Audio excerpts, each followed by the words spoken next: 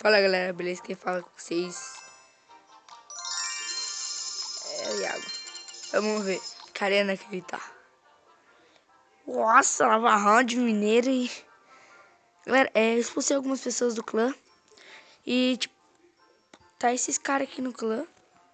Nossa, o Brendo passou eu. Tá com a bruxa sombria. Ela trocou de deck.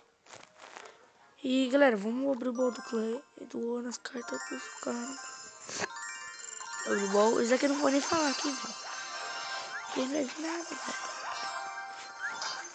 Nada. Galera, eu vou fazer igual o... Tá, eu sei que os caras é bom.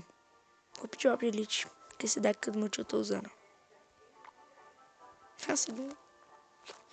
Os caras tem, com certeza. Eu vou fazer igual o Clash War. Vai piscando, piscando aí. 660 de ouro. Pisca. Pisca. Pisca. Vai vir rare épica.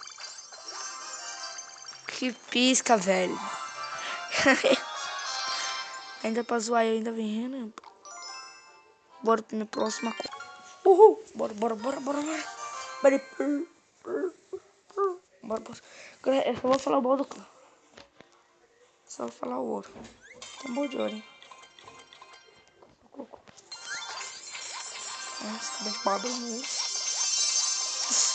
Pode me perseguir com a banda de bárbaros. Já ganhamos uma épica aí.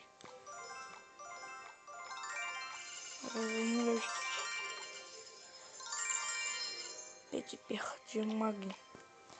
Ai meu Deus. 660 de ouro, você vai vir? Meu Deus.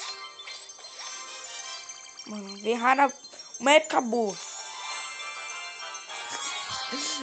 Valeu. Não.